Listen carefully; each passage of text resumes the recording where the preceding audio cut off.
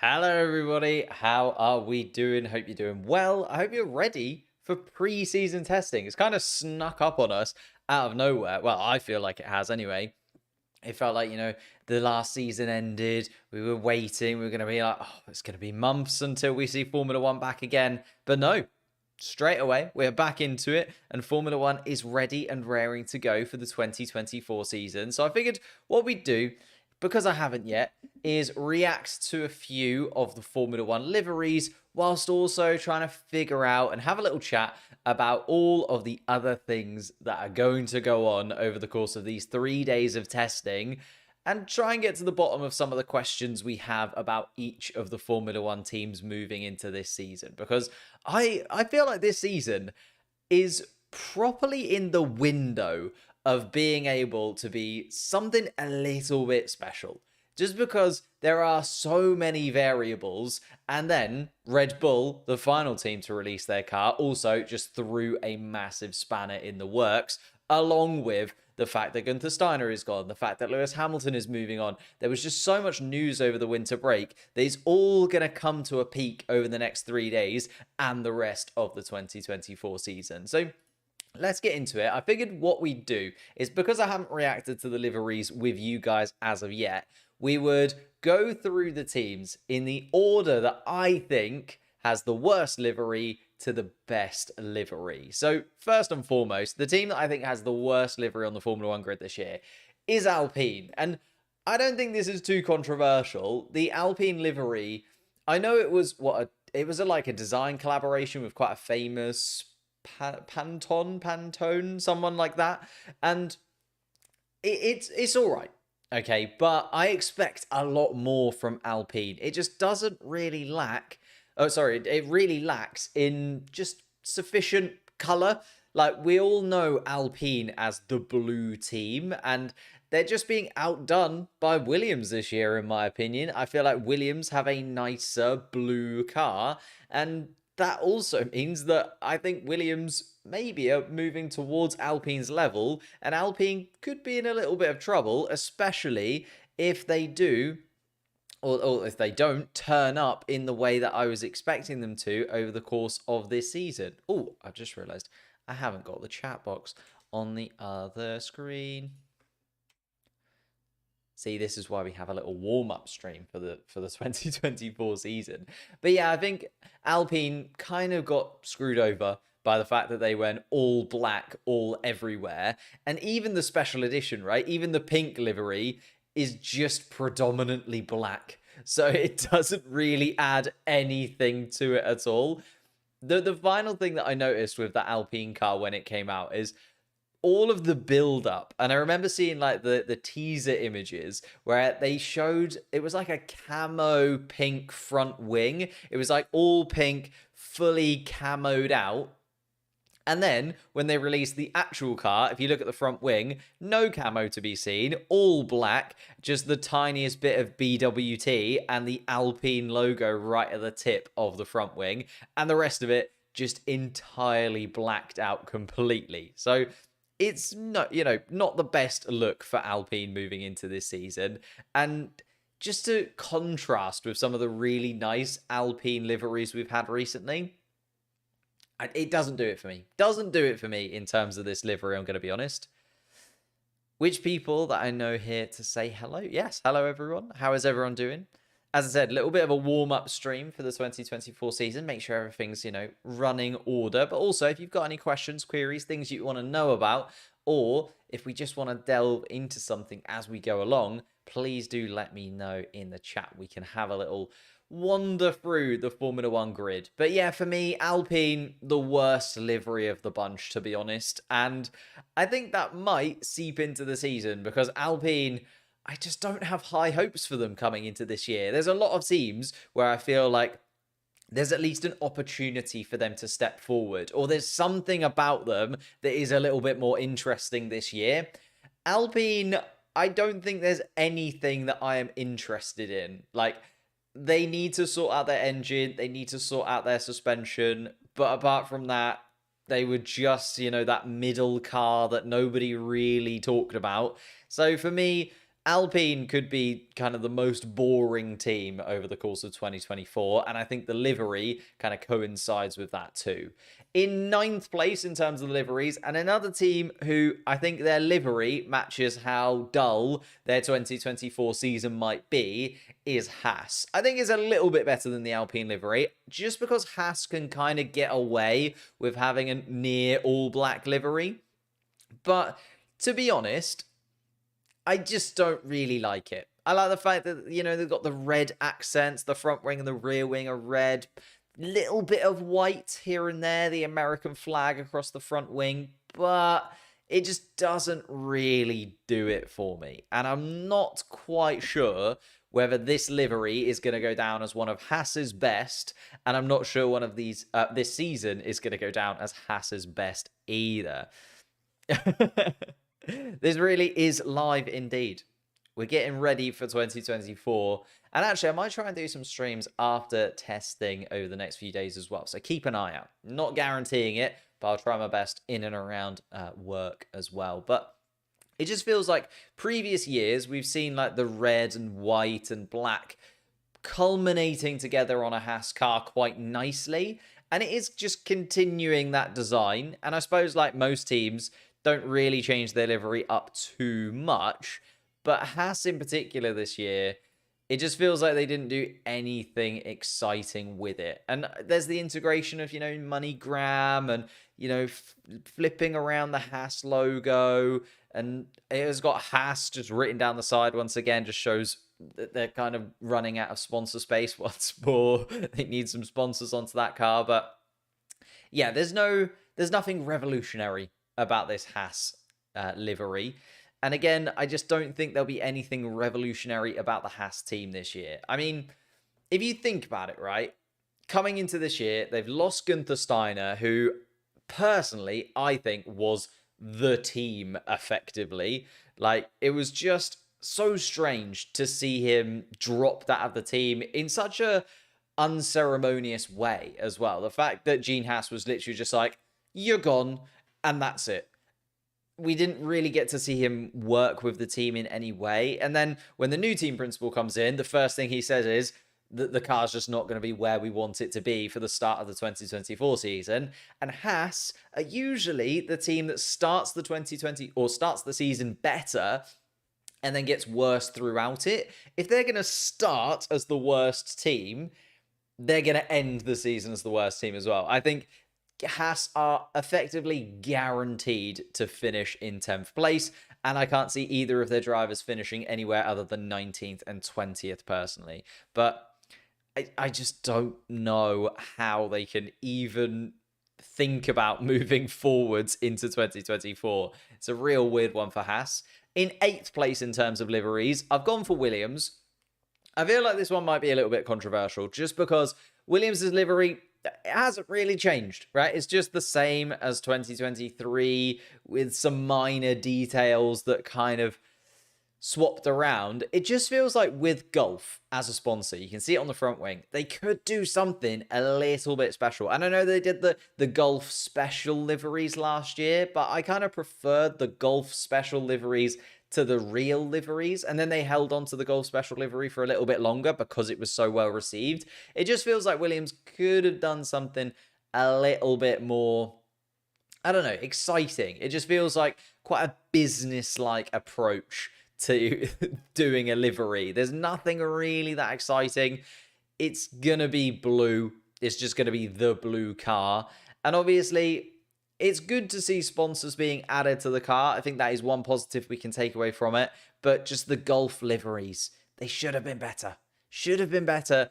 And there's not, I don't actually know. I was trying to think then, is there a Gulf livery competition this year in the same way there was last year? Because obviously last year they did the Gulf livery competition. That's where the Gulf liveries came from. They haven't announced anything like that, which I think is also a real shame because I actually really enjoyed that kind of fan vote, livery vote interaction that we had. And also, Red Bull did something like that, and they haven't announced anything like that again this year either. So, whilst the livery is a bit boring, okay, it's pretty good. There's subtle changes, and the Duracell airbox is always the one that people go to. It does just look really good, but it doesn't quite sell it to me. I do think Albon would be a top 5 driver of the year. Logan would struggle, finish 17th or 18th in the Drivers' Championship. Yeah, when it comes to Williams, I'm not expecting a huge jump forward. I'm expecting a little bit of progress. I am expecting Albon to, as you say, continue on his good vein of form, especially now he's being linked to every big team on the grid. Like, I remember last year, he was being linked to Ferrari, and then that hasn't happened, obviously, with Lewis Hamilton going there. And now Albon is literally linked to the 2 other big 3 teams. He's linked to the Red Bull second seat alongside Max Verstappen, and he's linked as the replacement to Lewis Hamilton as Mercedes. So Alex Albon is definitely doing things right in Formula One right now. And I can see that continuing on in this season. My idea, or my sort of focus, if you haven't seen my video that I did yesterday or day before, on things that I think the teams should be aiming for the 2024 season, I think more than ever, Williams have real pressure on their driver lineup. They need to sort out the Logan Sargent situation just in case Alex Albon does get pinched by a big team, because you don't want to be Williams and in the situation where actually you're trying to replace 2 drivers in one season, because then it gets very messy very quickly. And I can't imagine how they would find drivers that are going to match Alex Albon in terms of performance. I don't know if they could entice a driver that's anywhere close to the level of Alex Albon right now. It would probably be that they pick up like an older driver and then a youngster, similar to like replacing Sargent with another rookie and then replacing Albon with maybe a Sergio Perez, a Valtteri Bottas, someone along those lines that's kind of been at the bigger team and come back down again as they've got a little bit further into their career. You met Lewis Hamilton and Max Verstappen. I mean, where, how, when? Can we give some context to this? Was it at a Grand Prix? Mercedes Williams gave Albon another chance, so probably go to Mercedes. That's very true. There is obviously the link between Williams and Mercedes. They're very closely linked to one another.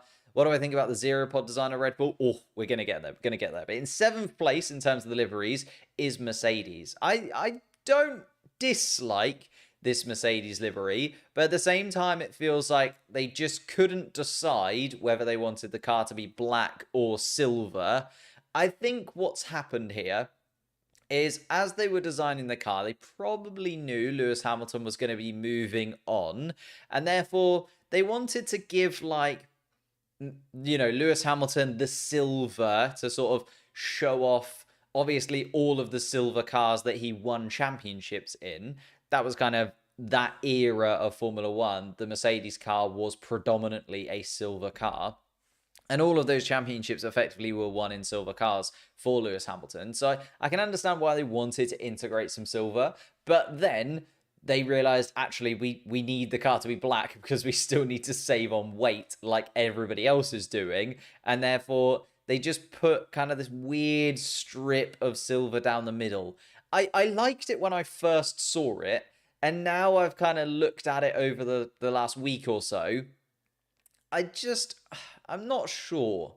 I'm not sure about it. It's kind of gone down my rankings slowly over the course of the week. And of course, yeah, obviously the silver, because they are the silver arrows. But then they've kind of got away with this redesign all black livery recently. Like the last couple of years, they've had all black. It's looked pretty good. Like the all black livery, it stood out because they still had their like accents of blue, but now it's kind of black / silver. We've still got those accents of blue in there. It's all a bit muddled in my opinion. And again, I think that kind of represents where Mercedes are right now. They're probably in a little bit of a muddle because even though they've got this silver design, they're kind of harking back to their history a little bit.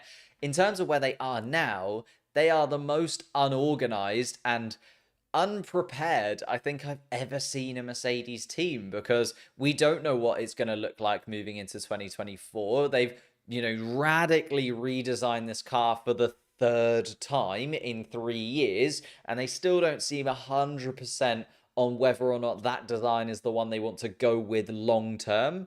And then on the other side of things, you're looking at Lewis Hamilton leaving. Is George Russell good enough? Will they be able to replace Lewis Hamilton with someone of a similar caliber, or are they going to have to look to youth? Are they going to have to try and bring someone in that maybe is a stopgap for Kimi Antonelli? There are so many questions around Mercedes just in terms of the car and the driver lineup, and that's never really where you want to be as a Formula One team. Like, it's okay to have an incredible car and maybe have some questions about your driver lineup akin to Red Bull, or it's okay to have an incredible driver lineup and also then have some questions about the car akin to maybe, Ferrari last year, let's say. But when you have both, when you don't know your drivers and you don't know your car, you then are in a very awkward situation in Formula One.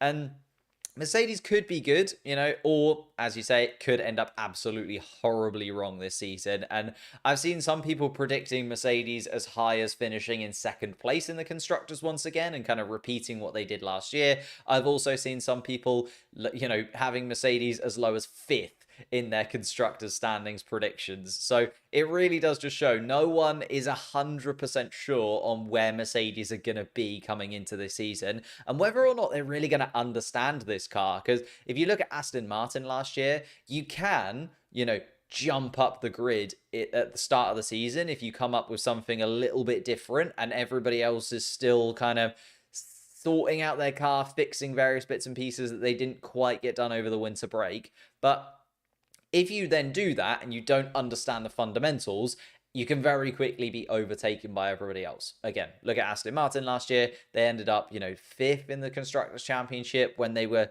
clearly the second fastest car for the good, first third of the season. And similarly, the other way around, McLaren for the first third of the season were absolutely dreadful, and they managed to finish way higher up in the constructors. Could have even, maybe caught Ferrari had Oscar Piastri been a slightly more... Well, if Oscar Piastri hadn't been a rookie, is basically what I'm getting at, right? If they had somebody who was maybe a little bit more consistent and had that experience in Formula One and wasn't learning on the job like Oscar Piastri was. So, I don't know. The Mercedes car for me, I can see why they've gone for the silver. I can see why they need to go for the black as well. But I don't know. It just feels cluttered. I think cluttered is the word I'm looking for. It just feels like they've thrown everything at it to do when you have a livery, in my opinion anyway. I quite like simplistic liveries, or, well, I don't know, it's in the middle ground, right? You either need to have a simplistic livery which looks elegant and like beautiful, or you need to have a crazy livery which really catches the eye. And this one does neither of those things for me. It's just kind of in the middle, bit of a weird clutter. Has Ferrari made a mistake by releasing Carlos Sainz? I think when you've got the opportunity to get Lewis Hamilton, you can't really say no. In sixth place, in terms of the liveries for me, is Stake or Sauber or Kick or whatever the team is going to be. Because obviously, it can't be Stake at about a third of the Grand Prix over the course of the season, or maybe a quarter of the Grand Prix over the course of the season.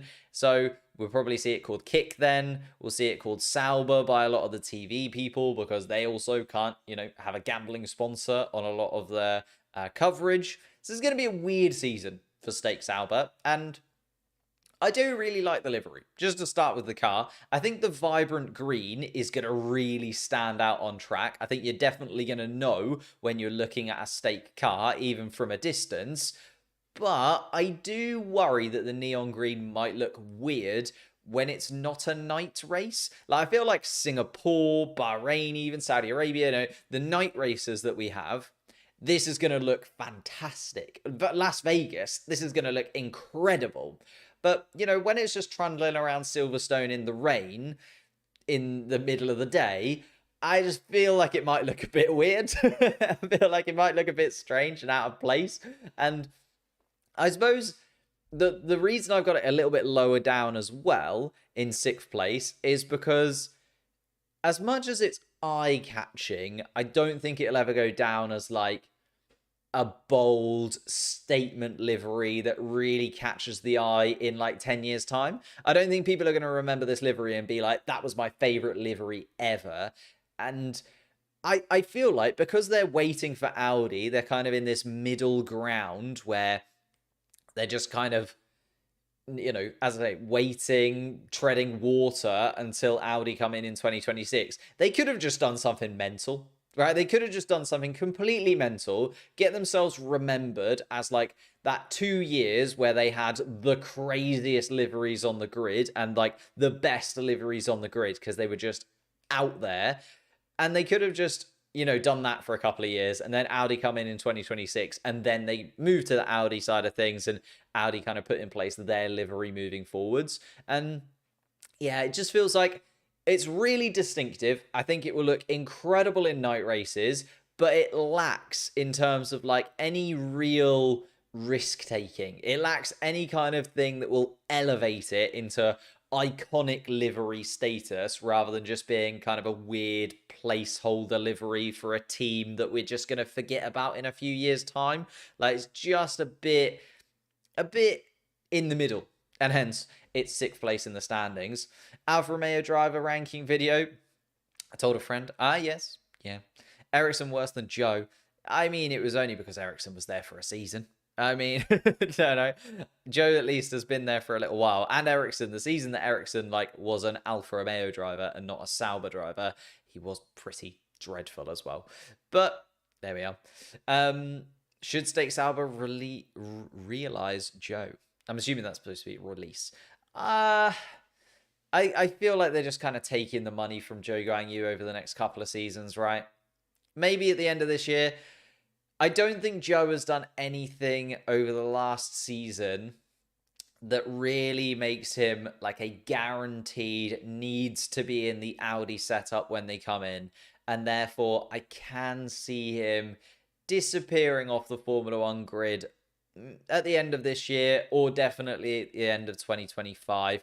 Unless, I don't know, another team needs quite a bit of money and they want to bring him in because he does have that backing. And it's not like he's a horrendous driver. It's not like you're getting the money and he's Nicholas Latifi or Nikita Mazepin.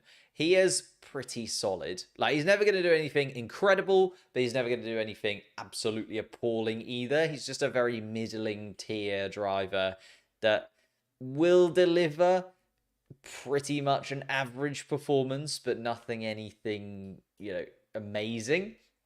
Maybe a little bit controversially, I've got McLaren as my 5th favorite livery this year. I miss the blue.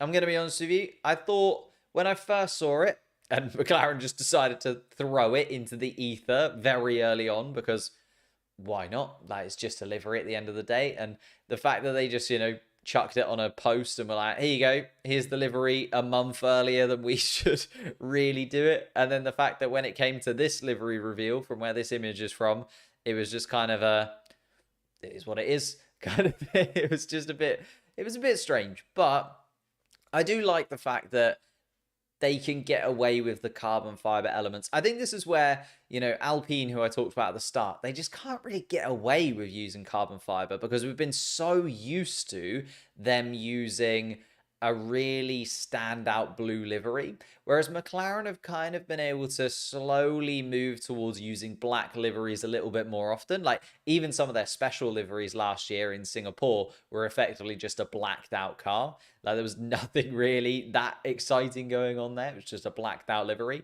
So I feel like McLaren are kind of getting away with it. And the MCL 38 is just moving even closer to kind of those blacked out liveries that they have. I think, the fact that they've got the chrome sponsorship and the chrome wheels do elevate it a little bit for me, but I just would have liked a little bit of blue. And I know that obviously it comes from concern that they need to save weight, and every team needs to save weight at the minute, but just a little bit of blue. Instead of revealing more and more carbon fiber, leaving more and more gaps, it just kind of feels like, even though it looks quite sleek, it's missing a little bit of flair somewhere or another. It just doesn't quite do it for me. Although, having said that, I feel like this could be one of McLaren's best seasons in a very long time. Like, I'm really looking forward to McLaren this year. And usually when I come into a season, I think, okay, McLaren, the best that they could do at this point is go for 4th place, maybe 5th place in the constructors. And that's generally my feelings coming into a season with McLaren. I'm like, okay, that should be the goalpost for us. But considering how quick we were at the end of last season and the fact that we are moving towards a new wind tunnel, a new simulator. It does feel like this year should be a big turning point for McLaren. Obviously, they've got 3 new technical directors in various teams as well. 2 new technical directors and 1 who has switched job roles. So we now have a completely new design team working on the car for the foreseeable future with a lot of experience coming into that as well. I'm very optimistic coming into this year, and I think this is the first time in a long time where I've thought McLaren could actually get into that top 3, maintain themselves in that top 3, and have a season where we're looking at, maybe a couple of wins here or there, or if even not a couple of wins, fairly consistent podium positions for Lando Norris and Oscar Piastri, as long as Oscar Piastri can step forward. I like both of our drivers. I think our car is in an excellent place. And if we can just sort out those tiny little bits and pieces that made it very peaky towards the end of last year, we can definitely get into there. Your standings prediction for the Drivers' Championship, that is coming. That is coming. Don't you worry yourself. In 4th place, I think the 4th best livery on the grid this year is Red Bull. And it's kind of weird because, again, Red Bull don't change their livery. So there's nothing incredibly new here in terms of the livery. However, in terms of the car, it's absolutely just insane that they had such a dominant car in 2023. Like, the most dominant car we've seen in Formula One history in most people's opinions. And yet they come into this season and they don't rest on their laurels. They don't go, okay, we could just stick with that design. It was pretty great. Instead, they decide to go, no, we're Red Bull. We innovate. We've got the best aerodynamic team on the grid. We're going to keep going and try and find the limits of these regulations before we then have the engine change in 2026. And although the livery, as I say, is the same, I think it's been the same since 2015, 2016. There's only minor changes throughout the entirety of Formula One, or the entirety of Red Bull being on the Formula One grid. It does just hold out that this is going to be another car that we see week in, week out, winning races. And although they're maintaining their sort of brand consistency in Formula One by not changing a lot, the actual spirit of the team is there in the aerodynamics, is there in the engineering. And that's something that I do really like about Red Bull. They're kind of that team that is now seen as almost like what Mercedes were. I guess it's easy to be this team when you're winning over and over again, but the team that is driving everyone else forwards, and everyone else is just trying to copy Red Bull. And when everyone else zigs, Red Bull zag. And they are just the different level to everybody else right now. What do I think about the zero pod design of Red Bull? So I saw the interview with Adrian Newey, and he was talking about the fact that he knows everyone else is going to be moving towards their car. And he even, stated, if you look at Abu Dhabi at the end of 2023, there was a lot of cars that looked like the 2023 Red Bull car.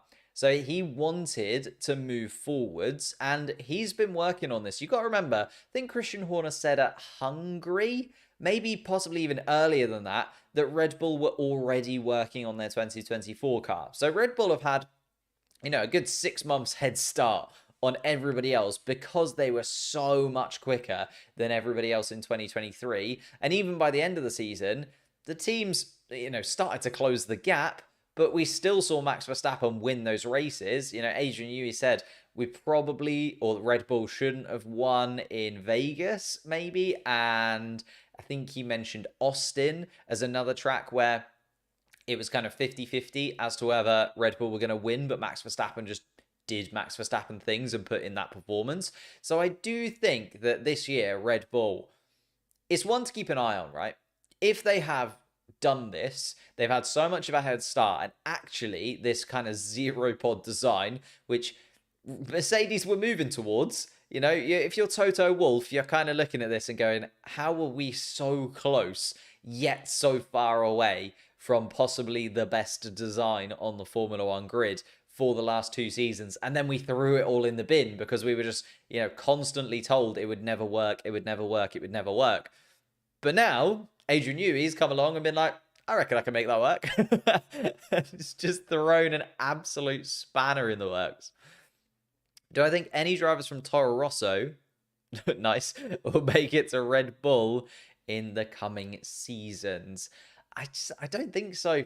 I don't think so. I think Red Bull have slightly different plans for their second team, but we'll get to that in a moment, because actually in third place, I know I've just said, the Red Bull livery didn't change, but sometimes I quite like that. And I quite like the fact that Aston Martin hasn't changed too much. There are, little subtle changes, a little bit more carbon fiber than we've seen in the last couple of seasons, and some minor adjustments to, the green. But I do like the green. I do like the yellow. I like the combination. I think Aston Martin have a real brand that they go for. And again, in terms of the livery, I think it just works. I think they've got it just about in the right places. They've put the paint in all the right spots, in my opinion. Whereas, I look at the Alpine, which is my least favorite livery, and it just feels like the places where they've put the paint is a bit of a strange choice. Whereas this one, I can see it just works for me. That racing green, combination of the carbon fiber, the little yellow. Yeah, it's just a very nice balanced livery, in my opinion. And that's why I've got it as high as third place on my rankings for liveries in 2024. Although Aston Martin as a team, they need some consistency, not just in their livery, but they need some consistency out on track, don't they? That is the one thing that they really lacked last year. They seemed to have it at the beginning. They were going really well, but as the other teams started to catch up, they tried to almost do what Red Bull are doing now, where they tried to innovate and they tried to go in a slightly different direction to what people maybe were expecting. And they tried to innovate on their design in a way that actually it just made it worse and worse throughout the year. Like, I remember Mexico is the one that stands out for me. When you've got Fernando Alonso, one of those drivers that just makes anything he drives looks quick. And actually, it gets to the point in the season where he just can't quite make it work. It's really worrying, I would say. But when the team kind of put it back together again and reorganize themselves, they did have a pretty decent end. Like the final 3-4 races of the season weren't too bad. We saw obviously the battle with Fernando Alonso and Sergio Perez in Brazil, which is a massive step in the right direction. I know it's not the Red Bull you want to be battling with, but it's at least battling with a Red Bull for the Aston Martins. So I think you can take a lot of positives from the beginning and end of Aston Martin's last season. It's the middle portion which really raises eyebrows. And therefore, with a winter break, with everybody else also innovating over the winter break too, you just have to be a little bit kind of skeptical as to whether Aston Martin have been able to follow a direction that will actually be positive for them, or if they've gone down another path where maybe the car comes towards testing and it's not as quick as they were expecting it to be. Because that seemed to be the thing, right? They were bringing upgrades or things that they thought were upgrades after looking at them in the wind tunnel, but actually the car didn't really get upgraded that much, and if anything kind of got downgraded. And therefore the question would be, the simulations that they had and the simulations that were clearly wrong, because whenever they put it back on the car it was wrong, what actually then went wrong with those simulations, and have they been able to fix that? New nickname, Green Arrow. Yeah, not bad. Do you think that Stroll is surviving because of his dad? Yes and no. Like, I do think Lance Stroll is in the team and probably would have been pushed out of the team at some point had his dad not been a massive shareholder. But I also don't think Lance Stroll is like one of the worst drivers ever in Formula One, which some people kind of point towards sometimes. I do think there is a driver there in Lance Stroll. It's just we don't really get to see him that often. Second place. That's right, second best livery of this season. And I think mainly because, one, it's got a lot of colour, but two, it just reminds me of the good old days. Reminds me of the good old days. It's just Visa, RB, Cash App, whatever. What are we calling this team? It's one of those like, where are we going with this kind of thing? Despite the controversial name, I would say that the livery is nice. I like the vibrant blue. I like the silver detailing. I like the coordination of kind of the silver and blue and white and red. And although it's a little bit kind of busy, you could say, there's quite a few colors going on. And I know I said, the Mercedes car was a little bit too cluttered. For me, I think they've kind of done all right. I just wish the kind of band across the front wing was maybe slightly different. But apart from that, I do really quite like it. And I think, the red lines creating more of a kind of cutaway between the separate colors. I've seen some images of it out on track, and the silver does really shine. So the blue, silver of Visa, the white and red of other sponsors is kind of a combination of them all. I think the one thing that kind of kills it is the Cash App on the final on the rear wing. Just that green blob. But we can kind of look past that when they've actually thrown some color on the car. And also, I just kind of like it because it looks like a Toro Rosso. I just think it's so funny that they've decided to, re-innovate, rebrand, go for something new and different and exciting with this team. And actually, what they've done is, in terms of the livery anyway, it looks like they've just kind of jumped back a couple of years to when it was Toro Rosso before AlphaTauri. But I don't know how this car is going to do this season. Obviously, they're moving and aligning themselves towards Red Bull a little bit more. I've seen quite a lot of positives about this season for this team, just because Daniel Ricciardo will be back in. He'll be in full flow. Yuki Tsunoda always seems to start seasons quite well, and is kind of getting to that point in his Formula One career now where he'll probably be able to maintain that consistency over the course of a year a little bit better, just because he's been there, done it a couple of times. And it's going to be faster. I've seen some people, saying that it will be like the third fastest car on the grid. I think that's a little bit of a stretch. I think we will see it overtake the likes of Williams in the constructor standings. I think we'll also see it narrow in on the likes of Alpine, possibly overtake Alpine, but then breaking into that top 5, you look at Aston Martin going to fall off that much? If you look at the points gap between this team and Aston Martin at the end of last year, are they going to fall off that much? I'm not sure. McLaren, I can't see falling off that much. Mercedes would not be happy to be stuck behind the second Red Bull team. That would be the most funny thing, if I'm honest with you, if Mercedes find themselves not only behind Red Bull, but also behind Red Bull 2. That would not look good for the Mercedes team moving forwards. And that's kind of one thing I wish does happen, but I don't think will happen. Because the problem that this team has is I think Red Bull are trying to sell it on in the future. I think come 2026, this team might get sold to the highest bidder, whether that is Andretti or whether that is another team that wants to come in and take over, because it just doesn't do what Red Bull want it to do anymore. You look back in the day and they used it as a second team and the kind of building for their main team, and they were able to, transition drivers from Toro Rosso through to Red Bull seamlessly. Whereas now they've kind of ruined that for themselves by they went too early on Pierre Gasly, they went too early on Alex Albon, they then had to move away from their second team structure completely to go for Sergio Perez. And then it's looking like they want to replace Sergio Perez with possibly Alex Albon, who's now at Williams. Okay, did come through Toro Rosso beforehand, but you're now looking at, all of these drivers that they're not really coming from Toro Rosso anymore. They're coming from other teams. Daniel Ricciardo, if he goes in to replace Sergio Perez, he did.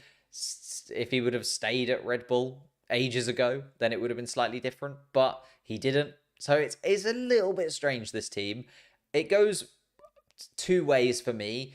Either they are, where they were last year.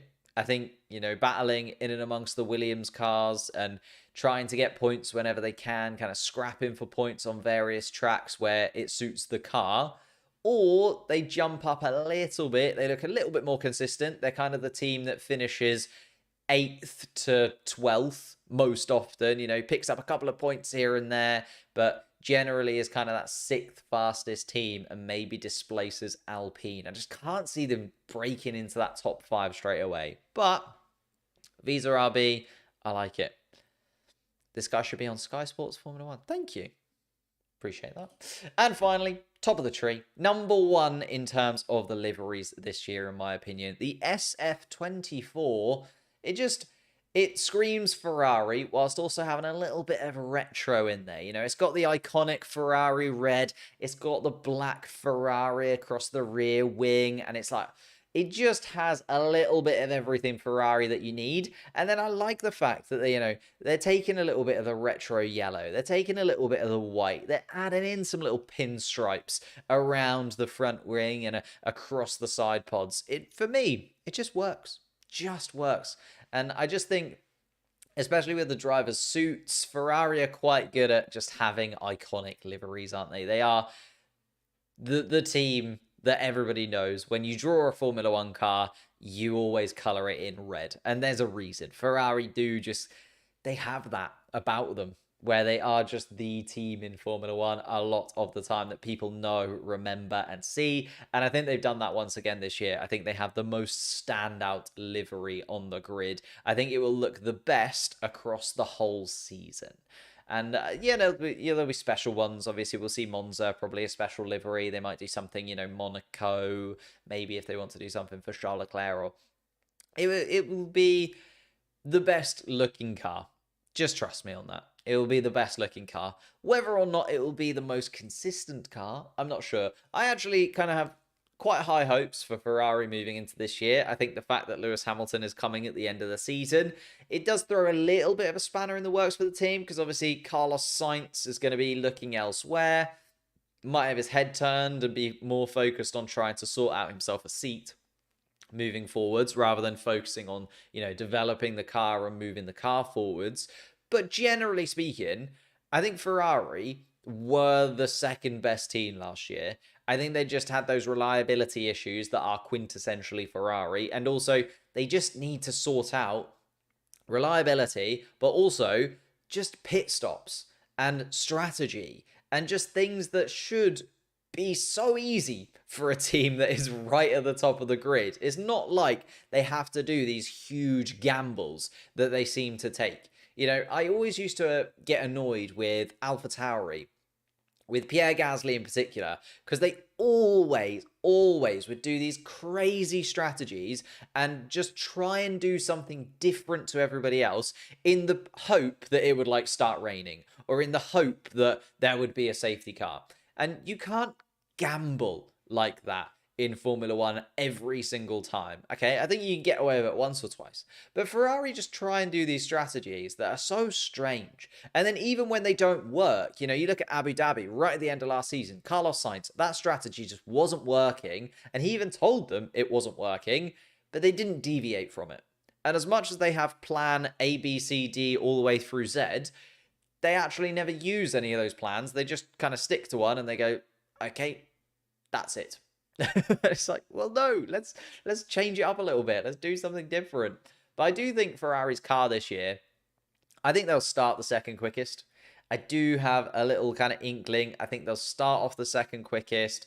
I think they will be right there with Red Bull in terms of qualifying pace in particular. We know the Ferrari is quicker on a Saturday than a Sunday. I think they will be right up there at the beginning of the season. It's just whether or not they can maintain that, whether or not they can continue to, as I say, get the reliability right, get the strategy right. That will be the real kind of dictation as to what happens with Ferrari. I think they've put themselves in a weird place with obviously the Lewis Hamilton news, but I can understand why. If you've got a 7-time world champion available and he wants to come to Ferrari, you always take that opportunity. But that's where I stand, to be honest with you, in terms of the liveries for this 2024 season. I think, as I give you a quick rundown, Alpine have the worst livery. Haas have the second worst. Williams are in 8th place. Then we've got Mercedes in 7th.